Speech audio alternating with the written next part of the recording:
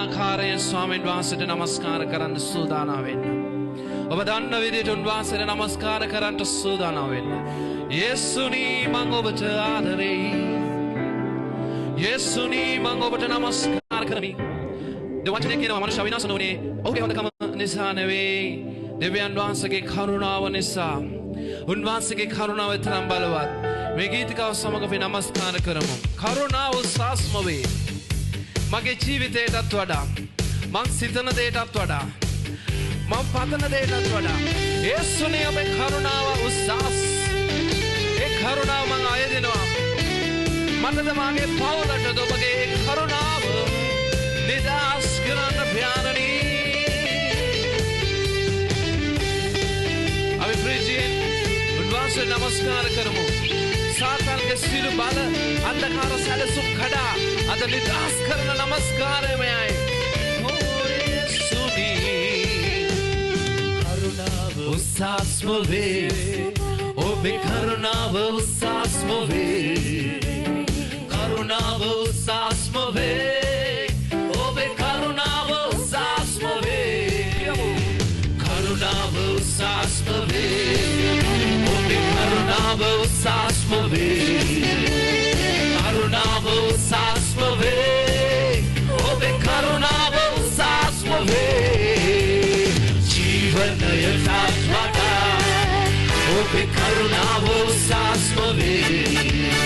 මේ ජීවිතයටත් වඩා ඔබේ කරුණාව උසස්ම වේ. ජීවනයටත් වඩා ඔබේ කරුණාව උසස්ම වේ. ජීවිතයටත් වඩා ඔබේ කරුණාව උසස්ම වේ. කරුණාව උසස්ම වේ. ඔබේ කරුණාව උසස්ම වේ.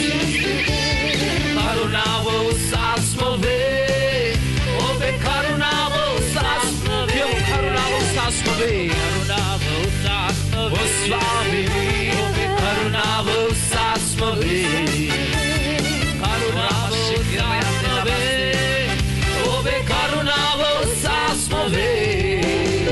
යන එන ගමනේදී කරුණාවයි මරක්ෂා කළේ. බානෝ ගැටෙන ලෙසේ කරුණාවයි මරක්ෂා කළේ. යන එන ගමනේදී කරුණාවයි මරක්ෂා කළේ. බානෝ ගැටෙන ලෙසේ කරුණාවයි මරක්ෂා කළේ. කරුණාව උසස්ම වේ. ඔබේ කරුණාව උසස්ම වේ. කරුණාව උසස්ම වේ. ඔබේ කරුණාව උසස්ම වේ. කරුණාව උසස්ම වේ. ඔබේ කරුණාව ඔබේ කරුණාව උසස්. ස්වාමී ඔබේ කරුණාව